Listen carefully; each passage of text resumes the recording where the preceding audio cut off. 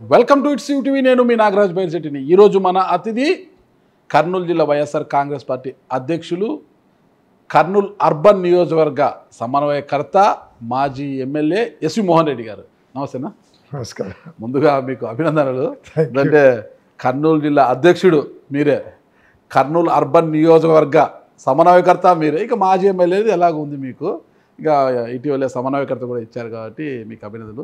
ఇంకా double congrats ఏంటంటే మీ శ్రీమతి విజయ్ మనోహర్ గారికి మహిళా విభాగము రాయలసీమ జిల్లాల కన్వీనర్గా కూడా ఇచ్చారు. అందుకు మీకు డబల్ కంగ్రాట్స్. ఏంటన్నా ఇన్ని పదవులు ఒకే ఇంటికి? అసలుకి నాకు అర్థం కాలే. తెలుగుదేశం పార్టీలో ఉన్నప్పుడు ఎస్వి సుబ్బారెడ్డి గారి హవా సాగింది ఇక్కడ.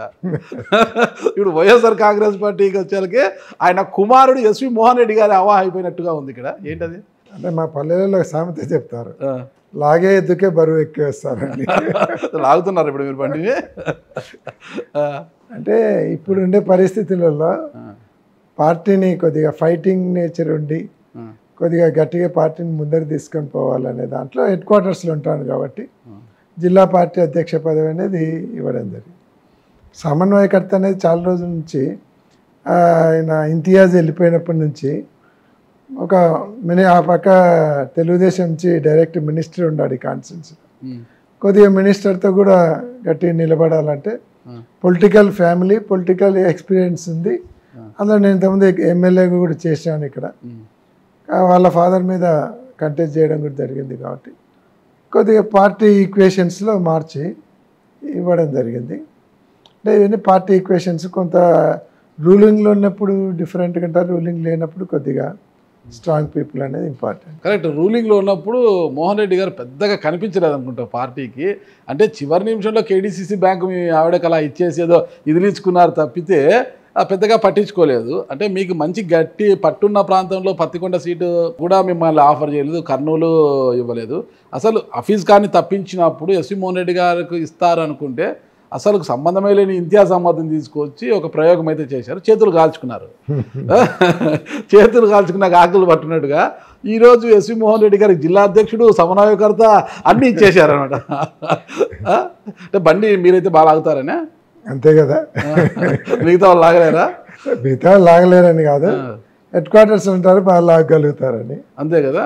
పొలిటికల్ ఎక్స్పీరియన్స్, ఫ్యామిలీ ఉంది. అందులో 3 సార్లు పార్లమెంటుకు కంటెస్ట్ చేసినాం కాబట్టి మొత్తం పార్లమెంట్ అంతా కూడా పరిచయాలు ఉన్నాయి, ఒక అందరితో మంచి సంబంధాలు ఉన్నాయి కాబట్టి ఉపయోగపడుతుంది. రాజకీయ ఫ్యామిలీ అని ఇచ్చారు, దాంతోపాటు విటమిన్ ఎం కూడా బాగానే ఖర్చు పెడతారు. దండిగుంది మోహన్ రెడ్డి గారితో ఏమన్నా మళ్ళీ బండిని లాగాలంటే ఖర్చు పెట్టాలి కదా.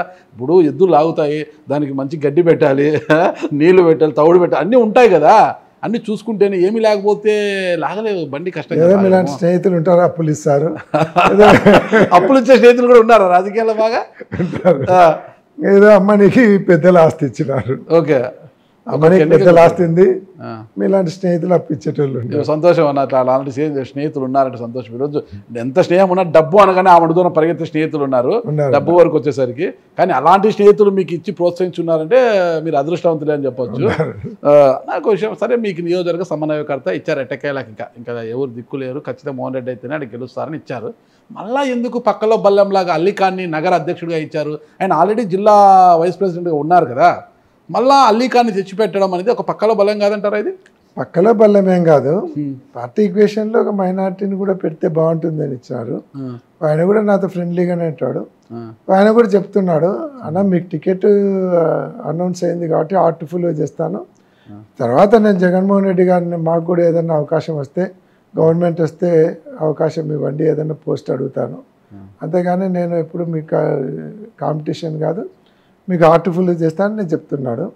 నాకు ఎప్పుడు ఎవరు పక్కలో బలం కాదు, మన పని మనం చేసుకుంటా పోయినప్పుడు, మన క్యాడర్ను మనం తిన్నప్పుడు ఎవరికి ఎవరు పక్కలో బలం ఉన్నది.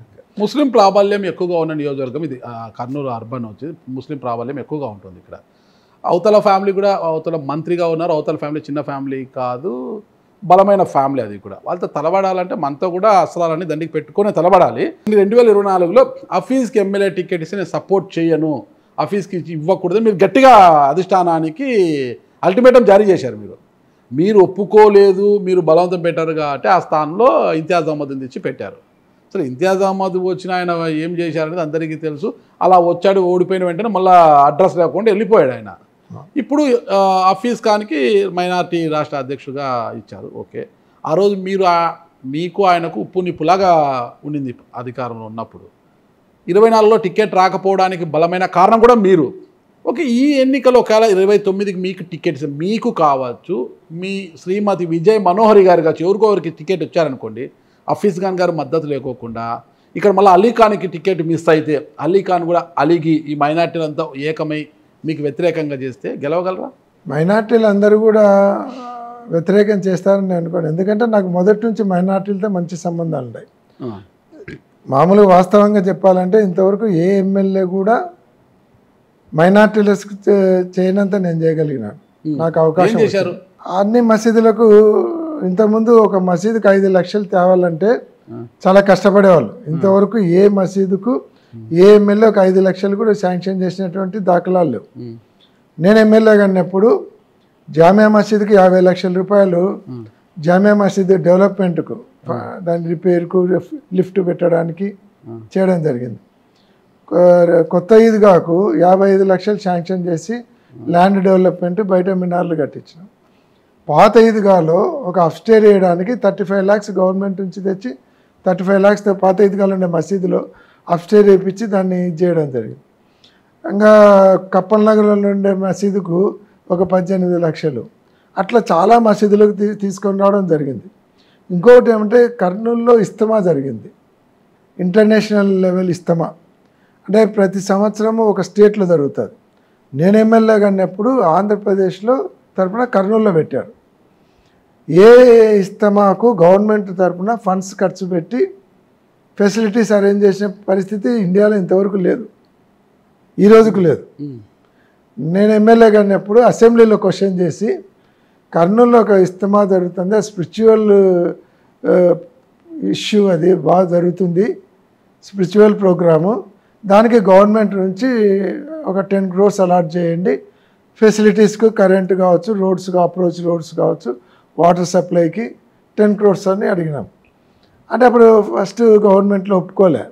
తర్వాత నేను అసెంబ్లీలో రైజ్ చేసి మీరు పుష్కరాలకు అంత ఖర్చు పెడుతున్నారు, అది స్పిరిచువల్ ప్రోగ్రామ్, ఇది ముస్లిం స్పిరిచువల్ ప్రోగ్రామ్, దాదాపు 25 lakhs వస్తారు, ఆల్ ఓవర్ వరల్డ్ నుంచి వస్తారు, కాబట్టి పెట్టాల్సిందని గట్టిగా పట్టుకుంటే ఫస్ట్ టైం గవర్నమెంట్ తరఫున 10 కోట్లు ఖర్చు పెట్టి ఫెసిలిటీస్ అరేంజ్ చేసి కలెక్టర్ కూడా అక్కడికి వచ్చి కూర్చొని మీటింగ్ పెట్టి డిస్ట్రిక్ట్ ఆఫీసర్స్కు ఒక్కొక్కరికి ఒక్కొక్క బాధ్యతలు అప్పచెప్పడం అనేది ఇండియాలో ఫస్ట్ టైం జరిగింది. కాబట్టి మైనార్టీస్కు ఆ రకంగా నేను అటాచ్మెంట్ వచ్చింది. వాళ్ళకు ఒక నమ్మకం ఉంది, ఈయన మైనార్టీ కాకుండా మా మైనార్టీల తరపున నిలబడగలుగుతాడు, మా మైనార్టీస్కి ఏదైనా వస్తే చేస్తాడు అని. నిన్న కూడా వక్ఫ్ అమెండ్మెంట్ యాక్ట్లో మేము వాళ్ళతో పాటు పోరాటం చేసినాం.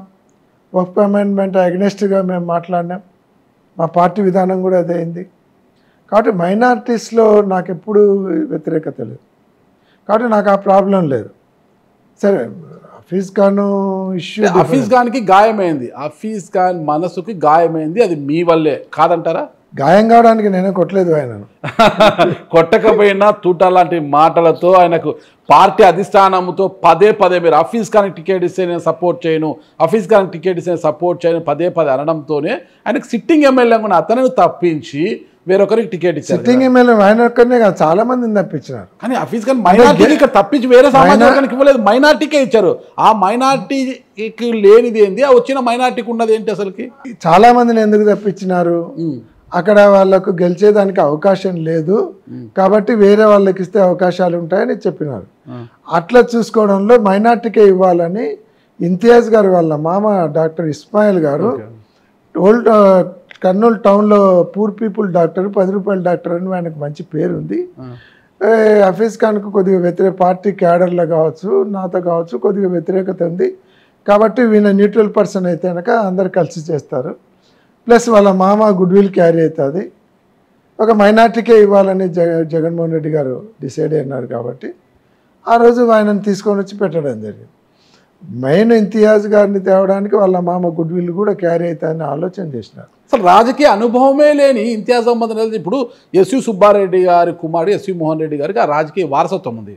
ఎస్వి సుబ్బారెడ్డి గారు అంటే ఈ ప్రాంతంలో రాయలసీమ ప్రాంతంలో కావచ్చు అప్పటి ఉమ్మడి రాష్ట్రం తెలియని నాయకుడు లేరు, తెలియని వారు లేరు అనమాట. బలమైన అందులో ఈ ప్రాంతంలో బలమైన నాయకుడు, రాజకీయంగా గట్టి పునాది ఉన్న నాయకుడు. ఆయన కుమారుడుగా కొంతవరకు మీకు సంక్రమించింది, దాన్ని మీరు కాపాడుకుంటున్నారు.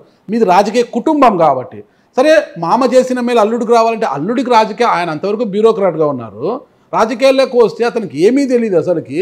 తొలిసారిగా పోటీ చేసిన పవన్ కళ్యాణ్ 2 నియోజకవర్గాల్లో ఓడించిన పరిస్థితి మనకు కనిపించింది, మనం చూసినాం. ఎన్టీ రామారావు గారిని కూడా ఓడించిన పరిస్థితి మనం చూసాం. అలాంటి పద్ధతిలో ఏ రాజకీయ నేపథ్యం లేని ఇంతియాజ్ అహ్మద్ని రంగంలోకి దింపడానికి ప్రధానమైన కారణం మీరే, అవునా కదా? అట్లనేదేం లేదు.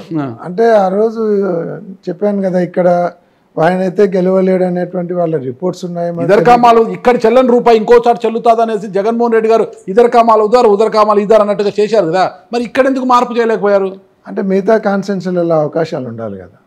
ఎక్కడ కాన్స్టిట్యున్సీలలో అక్కడ లీడర్స్, సిట్టింగ్ ఎమ్మెల్యేలు స్ట్రాంగ్గా ఉన్నారు. మిగతా వాళ్ళను వాళ్ళు పర్లేదు, వాళ్ళు ఉంటే గెలుస్తారని వాళ్ళని పెట్టినారు. పెట్టిన తర్వాత వాళ్ళు సరే యాంటీ వేవ్లో పోయినారు. అట్లా అనుకుంటే ఫస్ట్ టైం ఏ అనుభవం లేనటువంటి మా విరూపాక్షకు టికెట్ ఇచ్చినాడు, గెలిచినాడు కదా. విరూపాక్షి జెడ్పీటీసీగా ఉన్నాడు, మీ పార్టీ జెడ్పీటీసీ. జయరామ్తో కలిసి రాజకీయాల్లో చురుగ్గా పాల్గొనే వ్యక్తి విరూపాక్షం రాజకీయ అనుభవం లేదు. అట్లా అనుకుంటే చాలా మంది ఐఏఎస్ ఆఫీసర్లు, ఎమ్మెల్యేలు, మినిస్టర్లు అయినారు. విజయరామరాజు గారు హైదరాబాద్లో ఎమ్మెల్యేకి వచ్చి మినిస్టర్ కూడా అయినారు, ఐఏఎస్ ఆఫీసరు. ఆయన జయప్రకాష్ నారాయణ గారు పార్టీ పెట్టి కొత్తగా ఎమ్మెల్యేకి వచ్చి ఆయన బ్యూరోక్రసీ, ఆయన ఎమ్మెల్యే అయినాడు. మోహన్ రెడ్డి గారు అప్పటి రాజకీయ పరిస్థితులకి ఇప్పటి రాజకీయ పరిస్థితి చాలా తేడా. అప్పుడు నోటు బలం పెద్దగా లేదు, ఇప్పుడు నోటు బలమే ప్రధానమైపోయింది. ఇప్పుడు ఎవరు ఎన్నికల ఈరోజు జిల్లా అధ్యక్ష పదవి సమన్వయకర్త ఎందుకు ఇచ్చారు? మోహన్ రెడ్డి అయితే కొంత బలంగా ఖర్చు పెట్టగలడు, నోట్లు బయటకు తీస్తాడనే పార్టీ ఇచ్చింది. ఓకేనా, డబ్బు ఖర్చు పెడతాడని ఇవ్వలేదు. అందరితో సమీకరించుకొని పార్టీని ముందరు తీసుకుపోగలుగుతాడు, అందరితో కూడా బాగుంటాడు, కోఆర్డినేట్ చేసుకోగలుగుతాడు. మొదటి నుంచి అన్ని కాన్స్టిట్యున్సీలలో పరిచయాలు ఉన్నాయి కాబట్టి అందరినీ కోఆర్డినేట్ చేసుకుంటారని ఇచ్చినారు. కానీ 100% మీకు క్యాడర్ ఉంది, జిల్లా క్యాడర్, అందరినీ సమన్వయం చేసుకోవాలి. హఫీజ్ గారిని సమన్వయం చేసుకుంటారా? పార్టీ అధ్యక్షుడు అన్నాక ప్రతి ప్రోగ్రాంలో ప్రతి ఒక్కరిని కలుపుకొని పోవాల్సిందే. నేను అధ్యక్షుడైన తర్వాత మీటింగ్లలో ఆయన పాల్గొన్నాడు, ఆయనను కూడా కలుపుకొని పోయినాం, ఆయనకు మైక్ ఇచ్చినాం, మాట్లాడిచ్చినాం. ఓకే, దాంట్లో మీ 2029లో మీకు టికెట్ ఇస్తే మీ గెలుపుకి దోహదపడతారా హఫీజ్ ఖాన్ గారు? అదే పడతాడని పార్టీ ఇన్స్ట్రక్షన్స్ ఉన్నప్పుడు పడాల్సిందే. అలీఖాన్కి ఒకవేళ అన్యాయం జరిగితే అతనైనా దోహదపడతాడా? ఎందుకన్నా ఏం జరుగుతుంది, ఆయన ఈరోజు ఎక్స్పెక్ట్ చేయడం లేదు, చేయలేం లేదా? లేదు, ఆల్రెడీ అనౌన్స్ చేసినాక ఎక్స్పెక్టేషన్ ఉంటుంది. ఆయన నాతో చెప్పిన డైరెక్ట్, ఐఎమ్ విత్ యూ అన్నా, మీరు టికెట్ మీకు అనౌన్స్ చేసినారు, మీ గెలుపుకు కృషి చేస్తానని చెప్తున్నాడు ఆయన. ఖచ్చితంగా. కానీ అలీఖాన్ పైకి ఒకటి చెప్తూ లోపల ఒకటి చేస్తూ చాప కింద తన పని తను చేసుకొని పోతున్నాడు. పై స్థాయిలో పార్టీ అధిష్టానం స్థాయిలో ఒకరిద్దరు తప్పుడే మతనాలు స్టార్ట్ చేసి టికెట్ ఎలాగైనా సంపాదించారు. ఆయన వచ్చిందే వైసీపీలోకి టికెట్ కోసము, ఎలాగైనా టికెట్ 2024లో టికెట్ కోసం ట్రై చేశాడు. కానీ ఆయన ప్రయత్నాలు పాపం బెడిసి కొట్టాయి. 29 కసిగా ఉన్నాడు ఎలాగైనా టికెట్ తెచ్చుకోవాలని. మరి ఆ కసిగా ఉన్న అతను దెబ్బతింటే ఏంటి పరిస్థితి? వాళ్ళకి ఆలోచన లేదా? ఆలోచన చేసింది కాదు, వాళ్ళకి ఆలోచన ఉందో లేదో కానీ మీరు కల్పించేటట్టు నేను లేదండి. ఆల్రెడీ మైనార్టీ ఈక్వేషన్ లో హఫీజ్ ఖాన్ గారు పదవి ఇచ్చేశారు. వాళ్ళకి లేని ఆలోచన మీరు తగిలిచ్చేటట్టున్నారు. అందరినీ సమానం చేసుకుంటారు కదా. బైరెడ్డి సిద్ధార్థ పట్ల మీకు నా అభిప్రాయం ఏంటి? బైరెడ్డి సిద్ధార్థ మంచి యూత్ లీడరు, అందరితో బాగానే ఉంటాడు, మంచి స్టేట్ వైడ్ మంచి ఫాలోయింగ్ ఉంది, ఆయన మాకు బాగుంది. ఆయన బైరెడ్డి సిద్ధార్థ రెడ్డి నంద్యాల డిస్ట్రిక్ట్కి వస్తాడు. అయినా కూడా యువజన విభాగం వర్కింగ్ ప్రెసిడెంట్గా ఉన్నారు, రాష్ట్ర స్థాయి క్యాడర్లో ఉన్నారు యువజన విభాగం సంబంధించి. కర్నూలుకు సంబంధించి కూడా యువజన విభాగంలో కొంతమందికి కొన్ని పదవుల కోసము బైరెడ్డి సిద్ధార్థ రెడ్డి ఒక ప్రపోజల్ పంపించాడు, మాకు తెలియదు. కానీ మోహన్ రెడ్డి గారు ఆ ప్రపోజల్ ఉండే పేర్లన్నీ కూడా పక్కకి నుంచి ఆయన అసలు పార్టీ నన్ను అడగలేదా? అడగలేదు. ఇట్లా ఆయన పంపించినాడు, వీళ్ళకి ఇవ్వచ్చినా లేదని అడగలేదు నాకు. ఓకే, ఆ ప్రపోజల్ నా దగ్గరికి రా. అట్లా అంటే బైరెడ్డి సిద్ధార్థ రెడ్డి నాకే డైరెక్ట్ చెప్తాడు, మాకేం ఆ ఇంటిమేసీ ఉంది, బాగా మాట్లాడుకుంటాం, బాగా కలుస్తాం. అట్లంటే బైరెడ్డి సిద్ధార్థ రెడ్డి డైరెక్ట్ నాకే చెప్పచ్చు, చెప్తే కూడా నేనేం కాదనేది ఉండదు. నాకు ఆ వర్గము ఈ వర్గం అనేది కర్నూలులో ఎవరు పార్టీకి యాక్టివ్గా అండి పనిచేస్తామని ముందరికి వస్తే అందరికీ పదవులు ఇచ్చేదానికి సిద్ధంగా ఉన్నాం. ఆల్రెడీ చాలామందికి ఇచ్చినాం. వర్గాలు చూడకుండా చాలామందికి ఇచ్చాం. కానీ అందరినీ కలుపుకుపోవాలన్నా ఇంకా ఎవరైనా వచ్చి నేను కూడా బాగా పనిచేస్తానంటే కలుపుకోపోయేది ఏముంది, అదేం పార్టీ పదవులు ఇచ్చేదాంట్లో. 2024లో మీకన్నా ఎక్కువగా మీ శ్రీమతి విజయ మనోహర్ గారిని బరిలోకి దింపడానికి ఎమ్మెల్యేగా మీరు చాలా ట్రై చేశారు కూడా. మీకు పెద్దగా ఇంట్రెస్ట్ కూడా లేదు. అంటే 24లో మీ శ్రీమతి గారే పోటీ చేస్తారని బయట ఉన్నాయి. సోషల్ మీడియాలో కూడా బాగా వీడియోస్ కూడా ట్రెండ్ అయ్యాయి అనమాట. మేడం మంచి ఫాలోయింగ్ కూడా ఉంది మేడంకి. మరి ఈ ఎన్నికల్లో మీకు సమన్వయకర్తగా ఇచ్చారు, ఆమెకు మహిళా విభాగము సమన్వయకర్తగా ఉంది రాయలసీమ జిల్లాలకు. 29లో మరి బరిలోకి దిగేది మీరా విజయ మనోహర్ గారా? ఆయన జగన్మోహన్ రెడ్డి గారు ఈరోజు సమన్వయకర్తగా అనౌన్స్ చేసినారు. మేము చెప్పింది కూడా మా ఫ్యామిలీలో ఎవరికైనా ఇవ్వండి అని చెప్పినాము. సరే ఆయన ఈక్వేషన్స్ ఏమనుకున్నాడో విన్నాడు. సరే ఎలక్షన్ వచ్చినప్పుడు ఎవరు పోటీ చేస్తామనేది ఆ రోజు సిచ్యువేషన్ బట్టి చేస్తాం. ఎటు 30% రిజర్వేషన్ కూడా వస్తుంది, 33% రిజర్వేషన్ వస్తుంది. ఎంతమంది మగోళ్ళు ఎగిరిపోతారో ఎంతమంది లేడీస్ వస్తారో ఓకే. ఇక్కడ ఎగిరిపోయినా కూడా మీ ఇంట్లోనే ఉంటుంది కదా ఎమ్మెల్యే, ప్రాబ్లం లేదు, ప్రాబ్లం లేదు. ఐఎమ్ నాట్ బాధ. సరే ఒకవేళ చివరి నిమిషంలో ఇది మైనార్టీ మోహన్ రెడ్డి అన్న అని పిలిచి మాట్లాడి సజ్జల రామకృష్ణారెడ్డి గారు ఆయన మీకు ఎలాగో క్లోజ్గా ఉంటారు కాబట్టి జగన్ సార్ సజ్జల గారు పిలిచి మైనార్టీ పత్తికొండకు పోండి అని ఒకవేళ చెప్పారనుకో పరిస్థితి ఏంటి? ఏదేమైనా జగన్మోహన్ రెడ్డి గారు ఏ నిర్ణయం తీసుకున్నా మనం కాదనేది లేదు. 2019లో ఆ రోజు వచ్చినప్పుడు అన్న మైనార్టీకి ఇస్తున్నాం మీరు చేయండి అన్నారు, చేసినాం. 2024లో ఆ రోజు అడిగినాము మైనార్టీ అన్నా మైనార్టీకి ఈసారి ఇస్తాము చేయండి, నెక్స్ట్ మీకు డెఫినెట్గా ఇస్తాను, ఖచ్చితంగా ఇస్తాను మీకు అన్నాడు. సరే నిన్న కూడా చేసినాం హార్ట్ఫుల్గానే. 29లో అనౌన్స్ చేసినాడు. ఆ రోజు జగన్మోహన్ రెడ్డి గారు ఏ నిర్ణయం తీసుకున్నా దానికి ఎవరైనా కట్టుబడి ఉండాల్సిందే. సరే మోహన్ రెడ్డి గారు సీనియరు, కుటుంబ పరంగా కూడా మంచి రాజకీయ నేపథ్యం ఉన్న నాయకుడు, 2 సార్లు ఎమ్మెల్యేగా చేసి ఉన్నారు మీరు, అది ఎవరు కాదని లేనిది. ఇక్కడ బలమైన క్యాడర్ కూడా ఉంది. 2029లో మోహన్ రెడ్డి గారికి కర్నూలు అర్బన్ నియోజకవర్గం ఎందుకు ఓటు వేయాలంటే ఏం చెప్తారు అసలు? అంటే నేను 2014 నుంచి 19 వరకు చేసినటువంటి సర్వీస్ చూసుకోవచ్చు, డెవలప్మెంట్ కావచ్చు, సర్వీస్ చూసుకోవచ్చు. పబ్లిక్తో నా మూమెంట్ ఎట్లా ఉన్నది, పబ్లిక్కి అందుబాటులో ఉన్నానా లేదా, 24 hours వాళ్ళకు ఏదైనా ప్రాబ్లం వస్తే నేను అందుబాటులో ఉండి వాళ్ళకు చేయగలిగినానా లేదా అనేది ఒకటి కంపేర్ చేసుకోవచ్చు. ఏ క్యాండిడేట్ అయినా కావచ్చు, అవతల వాళ్ళతో కంపేర్ చేసుకోవచ్చు. ఈ 2019 తర్వాత కూడా ఈరోజు వరకు ఏ పదవి ఏ పోస్ట్ లేకుండా పబ్లిక్ ఏదైనా ఇష్యూస్ మీద వస్తే వాళ్ళు స్పందిస్తానా లేదా, వాళ్ళతో ఈరోజుకి ఆ రిలేషన్ మెయింటైన్ చేస్తానని అది చూసుకోవచ్చు. అంటే లీడర్ ఎప్పుడైనా పబ్లిక్ ఒకటే చూస్తారు, ఇద్దరు క్యాండిడేట్లు నిలబడినా అంటే కంపేర్ చేసుకుంటారు, ఎవరు బెటర్, ఎవరు ఈజీ అప్రోచబుల్, ఎవరు మనకు అందుబాటులో ఉంటారు, ఎవరైనా పోతే పలకరిస్తాడా లేదా అనేది ఫస్ట్ చూస్తారు. రెండోది ఏదైనా డెవలప్మెంట్ యాటిట్యూడ్లో ఆ డెవలప్మెంట్ చేసే ఆలోచన ఐడియాలు ఉన్నాయా లేదా అనేది చూస్తారు. ఇంకా మిగతా విషయాలలో ఎక్కడ మనకేం బ్లాక్ మార్కులు లేవు. జగన్మోహన్ రెడ్డి గారి మనసులో ఏముంటుందో ఎవ్వరూ కనిపెట్టలేరు అనమాట. చాలా నిగూఢంగా ఉంటుంది ఆయన మనసులో. వైఎస్ఆర్ కాంగ్రెస్ పార్టీలో ఎప్పుడు ఏం జరుగుతుందో ఎవరూ చెప్పలేరు. అయితే మీకు ఇప్పుడు ఇచ్చింది సమన్వయకర్త మాత్రమే, అర్బన్ నియోజకవర్గ సమన్వయకర్త మాత్రమే. అందరికి అదే పేరే, అదే కంటెస్ట్ చేసే క్యాండిడేట్లు అందరికీ సమన్వయకర్త. కానీ అందరూ కంటెస్ట్ చేస్తారా? సమన్వయకర్తలు అందరూ కంటెస్ట్ చేస్తారా? అంటే ఈ రోజు ఉండే సమన్వయకర్తలలో అంత యాక్టివ్గా లేకుండా వాళ్ళు పొద్దున పోటీ చేసే సమయానికి యాక్టివ్గా ఉండి క్యాడర్ను కోఆర్డినేట్ చేసుకొని తీసుకుపోయి వీళ్ళు బాగా నిండారు, స్ట్రాంగ్గా నిండారు అనిపిస్తే వాళ్ళందరినీ కంటిన్యూ చేస్తారు. ఎవరైతే అంత ఇన్యాక్టివ్గా ఉండి అంత పట్టించుకోకుండా వదిలేసి వీళ్ళకి టికెట్ ఇచ్చిన ఈయన క్యారీ చేయలేడు అనిపిస్తే మారుస్తాడు. అదే సమన్వయకర్తలలో చివరి వరకు నోట్ల సూట్ కేసులతో వచ్చి పారాషూట్ వేసుకొచ్చి ఎవరు తీసిపోతారో కొన్ని నియోజకవర్గాలు చెప్పలేము. చివరి నిమిషంలో వచ్చి ఎవరికి గాడ్ ఫాదర్లు చాలామంది ఉంటారు. సజ్జల రామకృష్ణారెడ్డి గారు వర్గమని ఒకరు, వైవి సుబ్బారెడ్డి గారు వర్గమని కొంతమంది, పెద్దిరెడ్డి రామచంద్రారెడ్డి గారు వర్గమని కొంతమంది, ఇలా వర్గీయులు లాస్ట్ మూమెంట్ లో కొంతమంది తను. వైఎస్ఆర్ కాంగ్రెస్ పార్టీలో వర్గాలే లేవు. వర్గాలే లేవా? లేవు, అస్సలు లేవు. ఎవరు వర్గము ఎవరు నేను ఫలానా వాళ్ళ వర్గం చెప్పుకునే ధైర్యం ఎవరికి లేదు. ఓకే. ఎందుకంటే ఒకటే వర్గం జగన్ రెడ్డి వర్గం. ఎవరు వీళ్ళు కూడా మీరు చెప్పినటువంటి లీడర్స్ ఎవరు కూడా వాళ్ళు వర్గాలు మెయింటైన్ చేయాలి, వీళ్ళందరూ నా వర్గం అని చెప్పుకునేటోళ్ళు ఎవరు లేరు. ఎందుకంటే అందరిని చూస్తుంటాము, అందరు కూడా జగన్మోహన్ రెడ్డి గారి నాయకత్వాన్ని బలపరిచేదానికి, రేపు మళ్ళీ గవర్నమెంట్ అధికారంలోకి తీసుకొని వచ్చేదానికి అందరినీ ప్రమోట్ చేస్తుంటారు, తర్వాత సపోర్ట్ చేస్తుంటారు, ఎంకరేజ్ చేస్తుంటారు. అంతేగాని ఒకరు ఓడించుకోవడానికి ప్రయత్నించుకుంటున్నారు. ఈ రోజు నుంచి అతను ఓడిపోతే నాకు మంత్రి పదవి వస్తుంది, అతను ఓడిపోతే నాకు మంత్రి పదవి వస్తుంది, ఒకరినొకరు ఓడించుకుంటూ ప్రయత్నిస్తున్నారు ఇప్పటి నుంచే. అట్లా ఓడించుకుంటే గవర్నమెంట్ రాకుంటే ఎవరికి మంత్రి పదవి వస్తుంది? మంత్రి పదవి నేను గెలవాలి, గవర్నమెంట్ రావాలి, వాడు ఓడిపోవాలి అని ఈ రోజు ప్రయత్నిస్తున్నారు. గవర్నమెంట్ రాదు కదా. అట్లాంటి పరిస్థితి అయితే ఈరోజు లేదు. నేను చెప్పిన పేర్లందరూ నాయకులందరూ కలిసి ఉంటారు, కాదని లేదు. కానీ వాళ్ళని నమ్ముకున్న వారు కొంతమంది జాబితా ఉంటుందన్నమాట. సజ్జల గారిని నమ్ముకున్న వాళ్ళు కొంతమంది, పెద్దిరెడ్డి రామచంద్రరెడ్డి గారిని నమ్ముకున్న కొంతమంది, వైవి సుబ్బారెడ్డిని కొంతమంది, మిథున్ రెడ్డి గారిని కొంతమంది, ఇట్లా చివరి నిమిషంలో వాళ్ళ జాబితాలు పోతాయి. ఆ జాబితాల ప్రకారం జగన్మోహన్ రెడ్డి గారు కాదని లేక టిక్కులేసే పరిస్థితి ఉంటుంది. ఆ పరిస్థితి ఉండదు, ఆ పరిస్థితి ఉండే పరిస్థితి ఉండదు.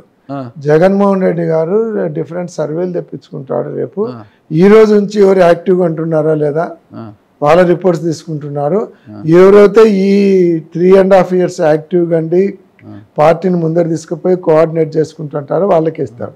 ఏదో రామకృష్ణ రెడ్డి గారు చెప్పినారనో, పెద్దిరెడ్డి గారు చెప్పినారనో, నేను చెప్పినానో, ఇంకొకటి చెప్పినానో ఛాన్సే లేదు. ఒకటే జగన్మోహన్ రెడ్డి గారు అన్నిటికీ డైరెక్ట్ ఇన్వాల్వ్మెంట్ ఉన్నారు.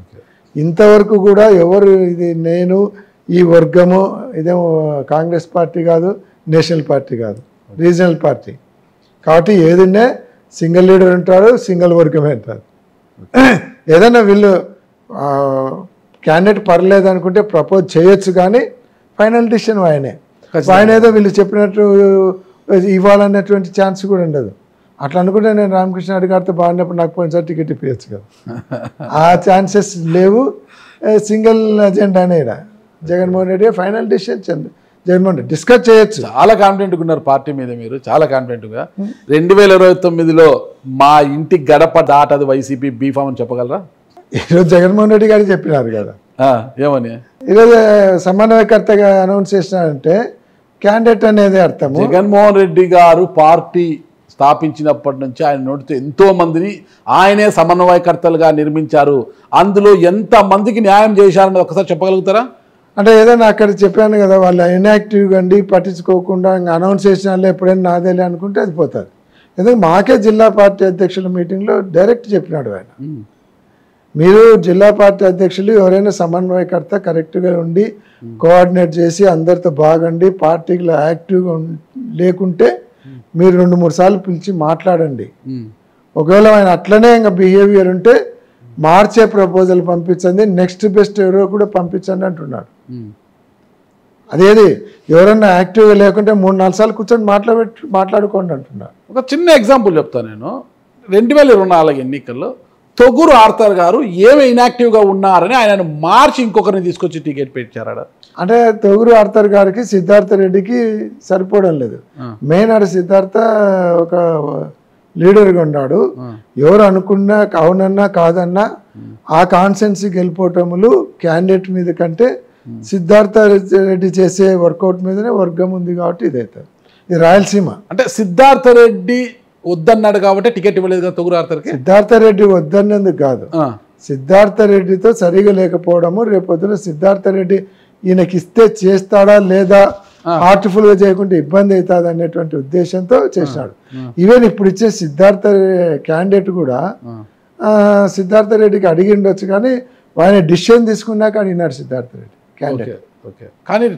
కానీ ఏదైనా ఫైనల్ డిసిషన్ ఆయన తీసుకున్నాక ఎవరు సిద్ధార్థ రెడ్డి అయినా నేనైనా ఇంకొకరైనా హ్యాస్ టు అప్లేస్. అంటే తొగురు ఆర్థర్ సిద్ధార్థ రెడ్డికి గ్యాప్ ఉంది కాబట్టి తొగురు ఆర్థర్ని తప్పించారండి పాపం, పక్కన పెట్టేద్దాం అనమాట. మరి సిద్ధార్థ రెడ్డి మనసులో వేరే వాళ్ళు ఉంటే ఆ పేరు ప్రస్తావించినా కూడా సిద్ధార్థ రెడ్డి మాటను కూడా పక్కన పెట్టేసి అసలు సంబంధమే రాజకీయాలతో సంబంధం ఎక్కడో డాక్టర్గా పనిచేసుకుంటా ఆయన తీసుకొచ్చి అక్కడ ఆయన సిద్ధార్థ రెడ్డి ఎవరిని ప్రపోజ్ చేయలేదు. తెలుసుకోండి ఒకసారి, నాకు తెలిసి ఎవరిని చేయలేదు, తెలుసుకోండి. ఆయన తెలియదు మనకు, ఆయన ఎవరిని అడిగారు, ఎవరికి టికెట్ ఇస్తామన్నారు అనేది తెలుసు. అదైతే మనకైతే తెలియదు, ఎందుకంటే అది నంద్యాల జిల్లా అయిపోయింది కాబట్టి.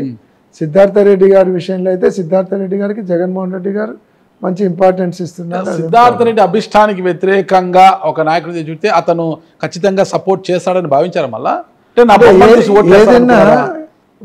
ఏదైనా జగన్మోహన్ రెడ్డి గారు చెప్పిన తర్వాత అనౌన్స్ చేసిన తర్వాత, అనౌన్స్ చేసేంత వరకు మన అభిప్రాయాలు చెప్తాం. అనౌన్స్ చేసిన తర్వాత మన అభిప్రాయాలు అయిపోయాయి. పార్టీ అనౌన్స్ చేసినాక ఎవరిని అనౌన్స్ చేసినా చేయాల్సిందే, అదేం తప్పదు. సిద్ధార్థ రెడ్డికి తప్పదు, ఇంకొకరికి ఏం తప్పదు, ఎవరికేం తప్పదు. డాక్టర్ సుధీర్ ధారా నందికొట్టు గురించి పోటీ చేశారు కదా, ఆయన సొంత నియోజకవర్గమో సొంత ఊరు అని పక్కన పెడితే ఏ రోజు ఆ నియోజకవర్గం వచ్చిన వ్యక్తి కాదు, సంబంధం ఎక్కడో కడపలో ఉండే జగన్మోహన్ రెడ్డికి దగ్గర అనేంత మాత్రాన అప్పటి వరకు ప్రజల్లో ఉన్న తొగురు ఆడతారని తప్పించి ఆయన పెట్టడమే ఒక తప్పు. సిద్ధార్థతో గ్యాప్ ఉంది కాబట్టి పక్కన పెట్టారని కాసేపు అనుకున్నా. సిద్ధార్థనే కాదు, మొత్తం వాడంటే క్యాడర్లో గ్యాప్ వచ్చింది అనేది ఆయనకు పోయిన ఇన్ఫర్మేషన్. దాంతో ఆయన ఇది చేసినాడు. ఇప్పుడు ఎవరైతే మీరు ఆడతారు అంటున్నారో అంటే ఒక వర్గం అంతా దూరం అయ్యే పరిస్థితి వచ్చింది. ఆడ ఆయన పక్కన కొంతమంది చేరి ఒక వర్గం అంతా దూరం అయింది. ఆ వర్గం అంతా చేయనప్పుడు ఏం చేస్తారు, ఒక సిద్ధార్థ రెడ్డిని కన్విన్స్ చేసుకోగలుగుతాడు కానీ మొత్తం అందరిని కూర్చోబెట్టుకొని కన్విన్స్ చేయలేడు కదా. మరి సిద్ధార్థ రెడ్డి అభీష్టం మేరకే మరొకరికి టికెట్ ఇచ్చుంటే ఈరోజు అది ఆ స్థానం మీద అయ్యేది కదా. మొత్తం స్టేటే కొట్టుకుపోయింది. ఒక సిద్ధార్థ రెడ్డిది నిలబడ్డాయి కదా, 11 స్థానాలు మాత్రం నిలబడినాయి. తాటిపర్తి చంద్రశేఖర్ కొత్తగా వచ్చిన వ్యక్తి కూడా గెలిచాడు కదా. గెలవచ్చు, అదే నేను చెప్పాను. అట్లా అనుకుంటే మాకు విరూపాక్షి కూడా కొత్తగా వచ్చాడు, నిలబడ్డాడు కదా, ఫ్రెష్ కదా. అదే 11కి వచ్చామంటే 151 నుంచి 11కి వచ్చా. సిద్ధార్థ రెడ్డి సూచన మేరకు ఇచ్చింటే 12వ ఎమ్మెల్యే స్థానం ఉండిండేమో. ఉండిండొచ్చు. ఓకే, 11, 12 అయ్యిండొచ్చు. ఎక్స్ట్రా ప్లేయర్ వచ్చిండు. ఎక్స్ట్రా ప్లేయర్ కరెక్ట్ చెప్పారు, ఎక్స్ట్రా ప్లేయర్ వచ్చిండొచ్చు. సమన్వయకర్తగా ప్రకటించడం అంటేనే మీ క్యాడర్తో అంతా కూడా ఇక టికెట్ మాది, ఎమ్మెల్యే క్యాండిడేట్ మీరే అని అప్పుడే చెప్పేసుకుంటున్నారు అని బయట ప్రచారం జరుగుతుంది. అదే కదా సమన్వయకర్త అంటే, అదే కదా ఆల్మోస్ట్ క్యాండిడేట్గా అనౌన్స్ చేయడమే. నియోజకవర్గంలో కార్యక్రమాలను చక్కబెడుతూ అందరినీ కలుపుకొని పోయే వ్యక్తి సమన్వయకర్త అంటారు, అది వాస్తవం. సమన్వయకర్త అందరూ ఎమ్మెల్యే టికెట్లు రావు కదా అంటున్నా నేను.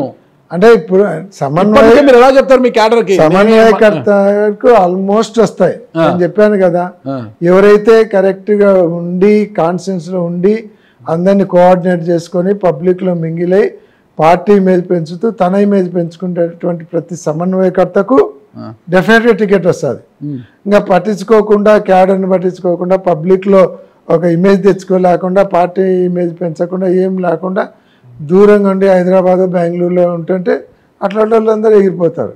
అంటే రేపు పొద్దున వీళ్ళకి టికెట్ ఇస్తే గెలవగలుగుతాడు అనేటువంటి ఒక కాన్ఫిడెన్స్ పార్టీకి వచ్చినప్పుడు ఎవరిని మార్చడు. జగన్మోహన్ రెడ్డి గారిలో మీపై ఉన్న ఒక అపోహ తొలగిపోయినట్టేనా? అదే కదా, అపోహలు ఏం లేవు మొదటి నుంచి, లేదా ఏం లేదు. ఏమంటే కొద్దిగా గ్యాప్ వచ్చింది, వైసీపీలో గెలిచి టీడీపీలో గ్యాప్ వచ్చింది, చేయడంతో కొంత గ్యాప్ అయితే వచ్చింది. ఆ గ్యాప్ చాలా సంవత్సరాలు అయింది కదా, పార్టీకి 5 సంవత్సరాలు చేసుకుంటూ వచ్చినాము. జగన్మోహన్ రెడ్డి గారి మనసులో ఒకటి పడింది అంటే అంత ఈజీగా మర్చిపోరంటారు. అంటే ఏదైనా ఏ నాయకుడైనా పరిస్థితులను బట్టి అంతే మర్చిపోతుంటారు, అదేం పెద్ద ఇష్యూ కాదు. అందులో మేము కర్నూలు ప్రెసిడెంట్గా అనౌన్స్ చేయకముందే మాకు స్టాండింగ్ కమిటీ ఎలక్షన్లు వచ్చినాయి. స్టాండింగ్ కమిటీ ఎలక్షన్లలో 5 గవర్నమెంట్ పోయిన తర్వాత 2 monthsకే వచ్చినాయి. జూలైలో వచ్చినాయి. జూలైలో 5 స్టాండింగ్ కమిటీ ఎలక్షన్లు వస్తే 5 మందిని కంటెస్ట్ చేసి 5 మందిని గెలిపించుకున్నాం. దాని తర్వాత ప్రెసిడెంట్గా అనౌన్స్ చేసినాడు. అంటే ప్రెసిడెంట్గా లేకున్నా నాకు అప్పటికి ఇంతియాజ్ సమన్వయకర్తగా అప్పటికి ఉన్నా బాధ్యత తీసుకొని గెలిపించాను. ఇంతియాజ్ గారు వచ్చి కూర్చోలేదు ఇక్కడ, భూపాల్ రెడ్డి గారు నేను ఇద్దరం బాధ్యత తీసుకొని పోటీ పెట్టినాం, కంటెస్ట్ జరిగింది, గెలిచినాం 5 సీట్లు. నిన్న కూడా మళ్ళీ మా పోయినటోళ్ళు వదిలేస్తే మిగతా వాళ్ళందరినీ గట్టిగా కూర్చోబెట్టుకున్నాం, ఎవరు పోకుండా జాగ్రత్త పడినాం. ఇంకా మా దగ్గర నుంచి ఎవరిని లాక్కుండే అవకాశం లేదని నిన్న పోటీ కూడా పెట్టలేం. మళ్ళీ నిన్న జూలైలో జరుగుతాయి. 5 మేమే గెలుచుకున్నాం. మీరు గెలవడం ఏంటి? వారికి ఆ కార్పొరేటర్లు అందరికీ కూడా మీ పార్టీపై ఉన్న విశ్వాసంతో అలాగే ఉండిపోయి ఉండొచ్చు. అదే కదా, మేమంటే పార్టీ, నేను గెలిచానని చెప్పడంలే, గెలిపించుకున్నాం అంటున్నారు. పార్టీ తరఫున మేమందరం నిలబడి గెలిపించుకున్నాం. అట్లా అంటే వాళ్ళు ఆల్రెడీ గెలిచి అక్కడికి వచ్చారు కదా, వీళ్ళని గెలిపించుకోవడం కాదు, కార్పొరేటర్లు కాదు, స్టాండింగ్ కమిటీయా? Standing committee. ఓకే, స్టాండింగ్ కమిటీలో మీకు మెజార్టీ ఉంది కాబట్టి ఇంకా మీరు మెజార్టీ చౌల చోట్ల ఇది చేసుకున్నారు కదా. ఓకే, ఇదంతా మీ బలం అంటారా? మా బలం కాదు, మీ కార్పొరేటర్లు తాయిలాలకు తలొగ్గకుండా పార్టీ చెప్పిన మేరకే స్టాండింగ్ కమిటీని గెలిపించుకున్నారు అనుకుంటున్నారు. దాంట్లో మీ బలం ఏంటి? అదే నేను చెప్పేది. అంటే వాళ్ళందరినీ కోఆర్డినేట్ చేసుకొని వాళ్ళకి ధైర్యం చెప్పి నిలబడే నాయకుడు ఉండాలి కదా. అందరినీ సమీకరించుకొని వాళ్ళను గుంపుగా పెట్టుకొని చేయగలి కదా, ఒక నడిపించే వాళ్ళు ఉండాలి కదా. ఖచ్చితంగా మోహన్ రెడ్డి గారు మీకు చాలా నమ్మకం ఉంది మీ పార్టీ నాయకుడి మీద. మీ నమ్మకం బొమ్ము కాకూడదు, ఖచ్చితంగా మీరే క్యాండిడేట్ కావాలని నేను కూడా మనస్ఫూర్తిగా కోరుకుంటున్నాను. ఏంటి ఈరోజు ఉదయం సుగాలి ప్రీతి రమ్మని కలిసినట్టున్నారు, అంతా కూడా పెద్ద ఎత్తున వైసీపీ మహిళలు కలిసినారు. ఓకే, మహిళా అధ్యక్షురాలు కళ్యాణ్ గారు వచ్చేవారు, వరద కళ్యాణ్ గారు. వాళ్ళు పోయి ఆమెకు అన్యాయం జరిగింది. పవన్ కళ్యాణ్ గారేమో సుగాలి ప్రీతి కోసము ధర్నా చేస్తాను, రక్తం చిందిస్తాను ఊగి ఊగి చెప్పినాడు కదా. మా కన్నుల్లోనే చాలా మాకే భయమైంది, ఏమన్నా అంత ఆవేశపడుతున్నాడు, ఏమైనా స్ట్రోక్ గీకి వస్తుందేమో గుండె అంత ఊగి ఊగి చెప్పినాడు. మరి ఆయన గవర్నమెంట్ వచ్చిన తర్వాత 11 సార్లు ఆమె ట్రై చేస్తే అపాయింట్మెంట్ దొరకలేదంట, ఆమె చెప్తుంది. కనీసం పోతే ఒకసారి మాత్రమే కలిసినాడు, హోమ్ మినిస్టర్ని కలిసామని అంటే హోమ్ మినిస్టర్ కలిసింది, మీకు న్యాయం జరుగుతుంది పోండి అని చెప్పినాడంట. ఇంతవరకు ఆమెను పట్టించుకునేది లేదు. కనీసం ఆమెకు అపాయింట్మెంట్ ఇచ్చి ఇక్కడ కర్నూలుకి వచ్చినప్పుడు కూడా పవన్ కళ్యాణ్ గారు అపాయింట్మెంట్ అడిగితే ఇవ్వలేదంట. ఆ రోజు ఆయన సుగాలి ప్రీతి కేసు నెత్తినేసుకొని ఆమెనే ఒక ప్రచారాస్త్రంగా పెట్టుకొని కర్నూలు జిల్లాకు వస్తే స్టేజ్ మీద ఆమెనే పెట్టుకొని మాట్లాడినాడు. 14-15 నెలలు అవుతుంది, ఇంతవరకు ఆమె ప్రస్తావన దాడలేదు, ఆమె కేసు గురించి మాట్లాడడం లేదు, కేసు ఏమవుతుందో కూడా అడిగినటువంటి పరిస్థితి లేదు. అందుకు ఆమె ఓపెన్ అప్ అయింది. సరే ఆమె అడుగుతుంది, ఆమె ఇంకా న్యాయం జరగలేదు అనేది ఇదేంది. అది జగన్మోహన్ రెడ్డి గారు ఉన్నప్పుడే సిబిఐకి అప్పచెప్పడం జరిగింది కేసు.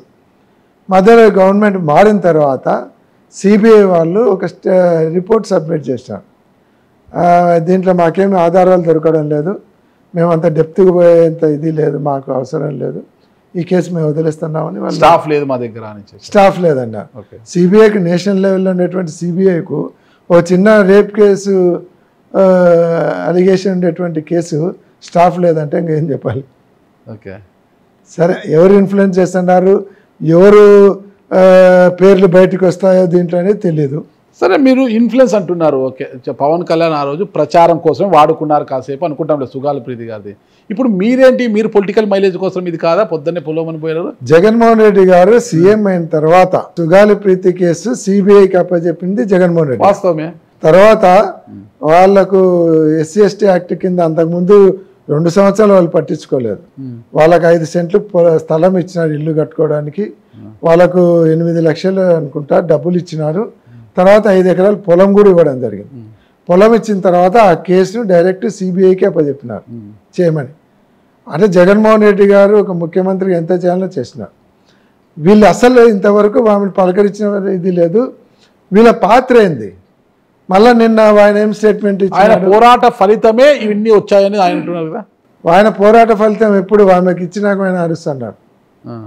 ఆమె కేసులో న్యాయం జరగాలి, నిందితులకు శిక్ష పడాలని ఊగినాడు.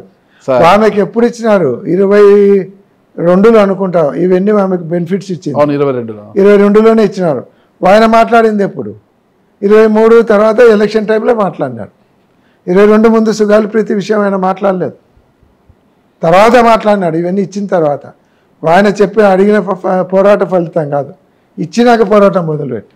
సుగాలి ప్రీతి విషయంలో కొంతవరకు జగన్మోహన్ రెడ్డి గారు న్యాయమే చేశారు. ఎందుకంటే 2017 ఆగస్టు 19 అనుకుంటా ఆ అమ్మాయి చనిపోయింది. ఆ రోజు తర్వాత టీడీపీ గవర్నమెంట్ ఏం పట్టించుకోలేదు, ఛార్జ్షీట్ ఫైల్ చేసి వదిలేశారు. వాటికి జగన్మోహన్ రెడ్డి గారు వచ్చిన వెంటనే మీరు చెప్పినట్టుగా వాళ్ళ హస్బెండ్కి ఏదో వాళ్ళ అమ్మాయి వాళ్ళ నాన్నకి ఏదో జాబ్ ఇచ్చారు, అవుట్ సోర్సింగ్, 5 ఎకరాల భూమి, 5 సెంట్ల స్థలము, ఇల్లు, డబ్బు ఇచ్చారు, కొంతవరకు న్యాయం చేశారు. కానీ నిందితులకు శిక్ష పడలేదని ఆమె ఈ రోజుకే ఆరోపిస్తుంది. అంటే ఈ ఆస్తులన్నీ ఇచ్చే బదులు అసలు ఈ నిందితులు ఎవరైనా పట్టుకొని వాళ్ళని శిక్షించి ఉంటే అసలైన న్యాయం జరిగేది. అది పక్కన పెట్టి మీరు చేసేది మంచిగా లేదని లేదు, సంతృప్తి పడలేదు కదా. శిక్షించాలంటే శిక్ష వేయాల్సింది న్యాయస్థానాలు, ఆ న్యాయస్థానాలకు కావాల్సిన మెటీరియల్ ఇవ్వాల్సింది గవర్నమెంట్. అందుకే ఆయన సిబిఐ ఎంక్వైరీ కోరి సిబిఐకి రెఫర్ చేసి కేసు సిబిఐ ఎంక్వైరీ అయితే సిబిఐ వల్ల అయితే ఇక్కడ ఎటువంటి ప్రలోభాలకు లొంగరు, డైరెక్ట్ ఉంటుంది సెంట్రల్ గవర్నమెంట్ అని. అంటే అత్యుత్తమమైనటువంటి ఇన్వెస్టిగేషన్ ఏజెన్సీ సిబిఐ. అంటే ఇక్కడ రాష్ట్ర పోలీసులకు అంత చేతకాని పోలీసులా? ఇక్కడ ఎక్కడైనా ఇన్ఫ్లుయెన్స్ రాష్ట్ర పోలీసులకు అంత చేత కాదా? ఏదైనా కావచ్చు. ఇప్పుడు కొన్ని కేసులు సిబిఐకి అప్పచెప్తున్నారంటే రాష్ట్ర పోలీసులు చేయలేకుండా ఉన్నారనే కదా సిబిఐకి అప్పచెప్పేది. ఇదొక కేసు కాదు, చాలా కేసులు సిబిఐకి అప్పచెప్పినారు కదా. వివేకానంద రెడ్డి కేసు సిబిఐకి అప్పచెప్పినారు. ఇంతవరకు ఏమైపోయింది? చంద్రబాబు నాయుడుకు చేతగా 2019 ఆయన కేసు ఇప్పటివరకు ఏమైందో కూడా ఎవరు అర్థం కాలేదు. సిబిఐకి ఆ రోజు రెఫర్ చేసినాడు. ఎందుకంటే అప్పటికే స్టేట్ గవర్నమెంట్ ఛార్జ్షీట్ ఫైల్ చేసింది. ఛార్జ్షీట్ ఫైల్ చేసిన దాన్ని రీఓపెన్ చేసి మళ్ళీ ఎంక్వైరీ చేయండి అని సిబిఐకి అప్పచెప్పారు. అంటే సిబిఐకి ఇచ్చేసి చేతులు దులుపుకుంటే ఎలాగా? కాదు కదా. సిబిఐ న్యాయం చేశారు, అన్నీ ఇచ్చారు, వాళ్ళకు అన్నీ ఇచ్చారు, నేను తప్పు పట్టడం లేదు. కానీ కేసు విషయంలో అసలైన నిందితులను పట్టుకోలేక సిబిఐకి ఇచ్చేసామని చేతులు దులుపుకుంటే పట్టుకోవడానికే ఆ రోజు ఛార్జ్షీట్ ఫైల్ చేసి క్లోజ్ చేసినందుకు పట్టుకోవడానికే సిబిఐ ఇండియాలోనే ది బెస్ట్ ఇన్వెస్టిగేషన్స్ ఏజెన్సీ కాబట్టి సిబిఐ అయితే అందరికంటే బెటర్గా చేసి దాన్ని ఇన్వెస్ట్ చేయగలుగుతారని సిబిఐకి అప్పచెప్పారు.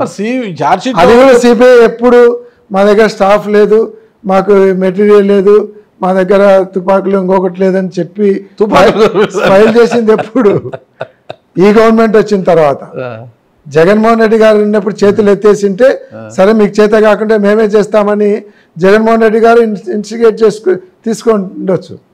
కానీ ఈ గవర్నమెంట్ వచ్చాక వాళ్ళు చేతులు ఎత్తేసినారు. మరి ఎవరు ఇన్ఫ్లుయెన్స్ చేస్తే చేతులు ఎత్తేసినారో మాకు తెలియదు. లేదంటే సిబిఐ మా దగ్గర మెన్ను లేదు, మెటీరియల్ లేదు అని ఒక చిన్న ఇన్వెస్టిగేషన్ చేయలేక చేతులు ఎత్తేసిన సంఘటన నాకు తెలిసి భారతదేశంలో ఈ కేసే ఉంటుంది. మరి అంత పెద్ద ఇన్ఫ్లుయెన్స్ ఎవరు చేసినారో భగవంతుని తెలియాలి. రాజకీయ నాయకులు కదా, మీరే చెప్పాలి. అది మనకే తెలుసు. ఇంకొకటి కూడా మేము గవర్నమెంట్ పోతానే సుగాలి ప్రీతి వాళ్ళ అమ్మ దగ్గర పోయి ఇదంతా చేయమంటలే.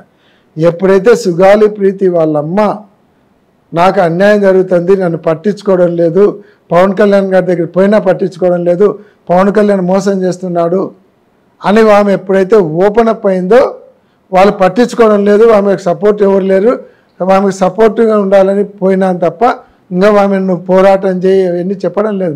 మేము అడిగేది కూడా ఆమెకి ఏదో మీరు మాట చెప్పినారు, న్యాయం చేయండి అయ్యా, ఆమెను పట్టించుకోండి, కనీసం పిలిపించుకొని మాట్లాడండి.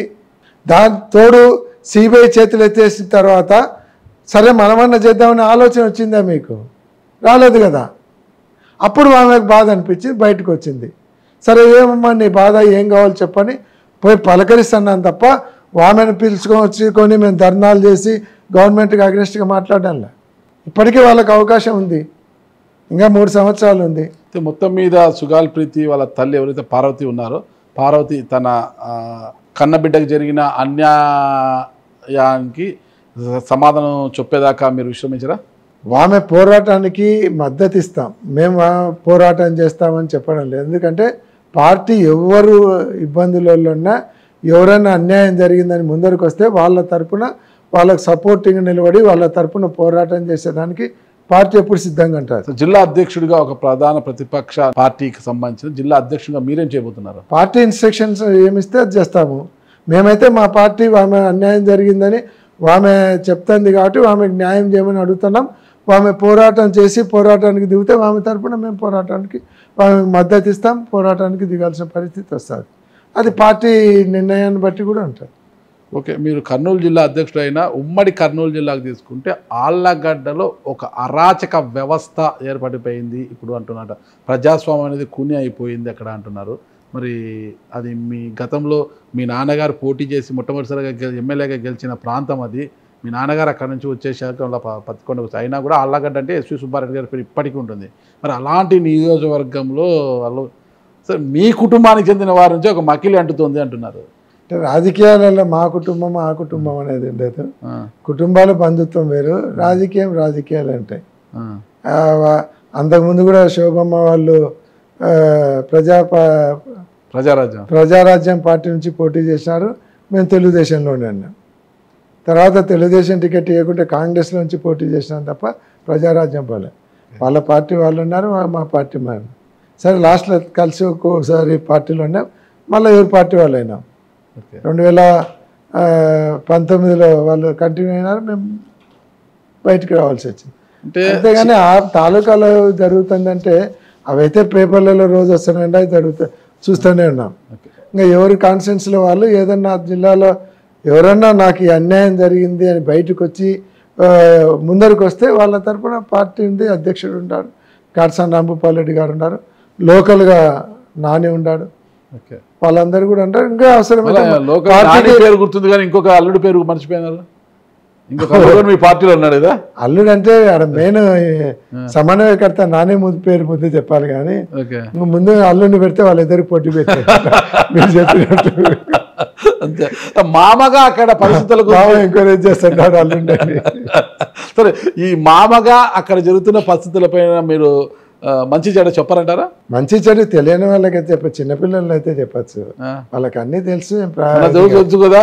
మొత్తం అహోబిలములో పాపం సత్రాలు పెట్టుకుని నడుపుకుంటుంటే వాళ్ళందరికీ కూడా ఒక్కొక్కరు 7 లక్షలు కప్పం కట్టాలని డిమాండ్ చేస్తే వాళ్ళు ఇవ్వకపోతే అందరికి కరెంటు పీకేశారు. ఇది మళ్ళీ ప్రభుత్వం దృష్టికి తీసుకెళ్తే కొంతమంది ప్రభుత్వం స్పందించడంతో పైన ఉన్న సీఎం వాళ్ళు స్పందించడంతో వెంటనే వాళ్ళకు కరెంటు కనెక్షన్లు ఇచ్చారు, ఏఈని సస్పెండ్ చేశారు.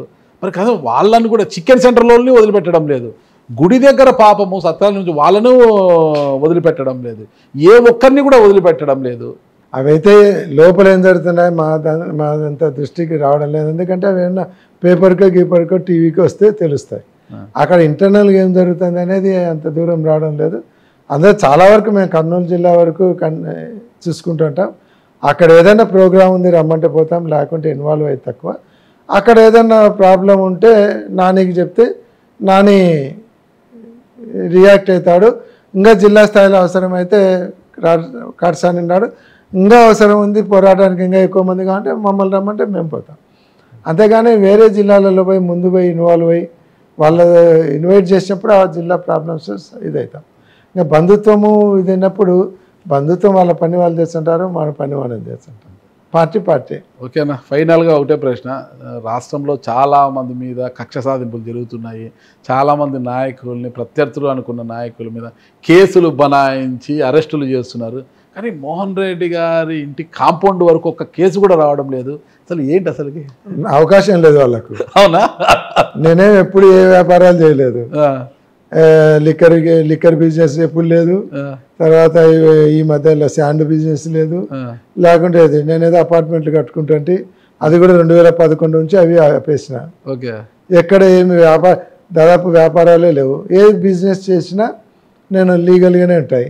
కాబట్టి చాలా ట్రై చేసినాను, నా మీద విజిలెన్స్ ఎంక్వైరీ చేసినారు, నడుస్తుంది. వాళ్ళు ఏదో కింద మీద పడుతున్నారు, చాలా చోట్ల పోయి ఎంక్వైరీలు చేసుకుంటున్నారు. కొంతమందిని ఏదో తప్పుడు స్టేట్మెంట్లు ఇవ్వమంటే వాళ్ళు ఇవ్వమంటున్నారు, మాకు సంబంధం లేదు మేము ఎందుకు ఇవ్వాలని. విజిలెన్స్ ద్వారా చాలా ట్రై చేస్తున్నారు. దాదాపు 4 నెలల నుంచి ట్రై చేస్తున్నారు. ఏదో దాంట్లో ఆయన నిరికియండి, పైన నుంచే డైరెక్ట్ ప్రెజర్స్ ఉన్నాయని చెప్తున్నారు. ఏదో దాంట్లో ఇరికియండి, శాండా, లిక్కరా, ల్యాండ్ వాళ్ళ ప్రాపర్టీసా, ల్యాండ్ వాళ్ళ బిజినెస్లా, నేను కట్టించిన అపార్ట్మెంట్లన్నీ కొలితేసుకొచ్చుకున్నారు. ఏం లేదు, పర్ఫెక్ట్గా ఉన్నాయి. తర్వాత మా పర్సనల్ ప్రాపర్టీస్ కూడా పోయి ఎంక్వైరీలు చేసుకున్నారు. ఏం లేదు, SV complex high court, Madras high court order ఉంది, ఆంధ్ర హైకోర్టు ఆర్డర్ ఉంది, అదంతా పర్ఫెక్ట్గా ఉందని. రాజశేఖర రెడ్డి గారు సీఎం అన్నప్పుడు మేము తెలుగుదేశంలో ఉన్నప్పుడు హౌస్ కమిటీ వేసినాడు. హౌస్ కమిటీలో అప్పుడు ఎమ్మెల్యే గఫూర్ గారు మెంబరు, అందరు కలిసి ఎంక్వైరీ చేసుకొని అప్పుడు కలెక్టరు, గవర్నమెంట్, మేము యాంటీ గవర్నమెంట్ రిపోర్ట్ ఇచ్చినారు. ఇదంతా లేదు, లీగల్గా ఉంది ఇదంతని. ఆంధ్రప్రదేశ్ హైకోర్టు కూడా ఆర్డర్ ఇచ్చింది, రీసెంట్గా మద్రాస్ హైకోర్టు కూడా ఆర్డర్ ఇచ్చింది. ఇదంతా లీగలు, వాళ్ళు అమ్మేదానికి హక్కు ఉంది, కొనేదానికి ఉంది, కాబట్టి ఇదంతా లీగల్గా ఉన్నారని. ఇవి చాలా కోర్టు ఆర్డర్స్ కూడా ఉన్నాయి. దానికే నేను ఛాలెంజ్ చేస్తున్నా ఎవరికైనా. ఈనాడోళ్ళకు కూడా చెప్పిన, వాళ్ళ నా మీద రాసినారు కాబట్టి రాసినారు కాబట్టి మీరు దమ్ముంటే రండి, ఇవి కోర్టు ఆర్డర్స్ అని ప్రెస్ మీట్ పెట్టి కోర్టు ఆర్డర్స్ అన్ని కూడా చూపించిన. ఈనాడు కూడా మీరు అడిగితే సెట్ ఇచ్చేదానికి రెడీ తీసి పెట్టినా, తీసుకోపోండి, ఇంకా లీగల్గా ఇంకా దీంట్లో ఏమైనా దొరుకుతాయో చూసుకోండి అని చెప్పి. క్లీన్ అండ్ గ్రీన్ గా ఉన్నారు అయితే. అందుకే ఈరోజు ఎవరు అంత లేదు. ఇంకా మాక్సిమం పెట్టుకుంటే వాళ్ళు నా మీద ఏదైనా ఏం దొరుకుంటే క్రిమినల్ కేసులో ఏదైనా ఏదో 90 సంవత్సరాల ముసలిళ్ళని పట్టుకో కేసు, ఆ కోణం వద్దులేండి, అదే అక్కడికి దిగదారే పరిస్థితి ఉన్నారు. రీసెంట్గా ఎగ్జాంపుల్ చెప్తా. అంటే ఎక్కడికి దిగజారుతున్నారు కేసులు పెట్టే దాంట్లో. నా మీద పెట్టుకుంటానంటే నాకేం బాధ లేదు, జైలుకు వేస్తాను. జైలుకు వేస్తే కిరీటం పోదు, ఎందుకంటే పబ్లిక్ ఇష్యూలో పోతాను తెలుసు.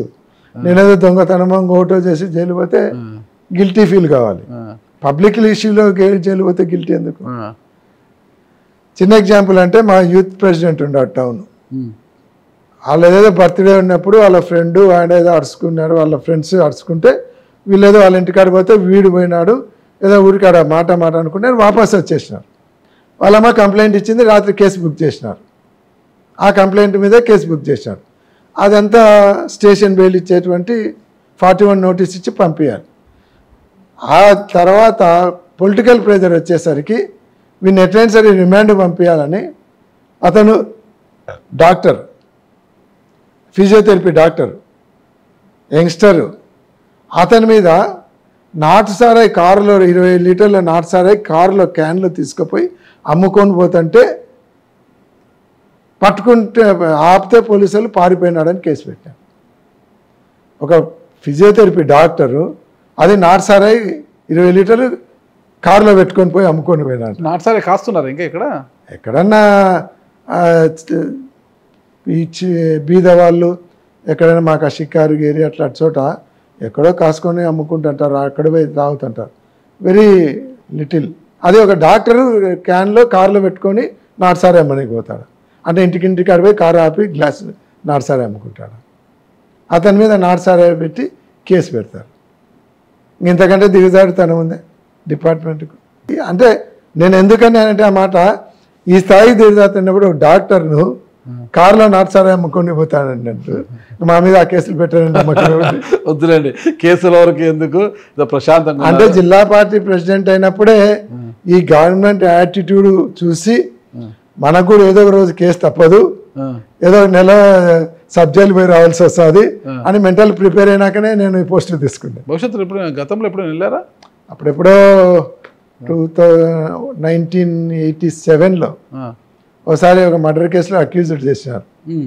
అప్పుడు ఆలగడ్డ సబ్ జైల్లో కొన్ని రోజులు ఉండి వచ్చినాం, భూమానాయరెడ్డి నేను. తర్వాత కేసు కొట్టేసినారు. Okay okay. ఆ రోజు బామర్దులు వెళ్ళారు. ఆ రోజు ఆ ఇన్సిడెంట్ జరిగేసరికి నేను ఒక నంద్యాల మ్యారేజ్లో ఉన్నాను.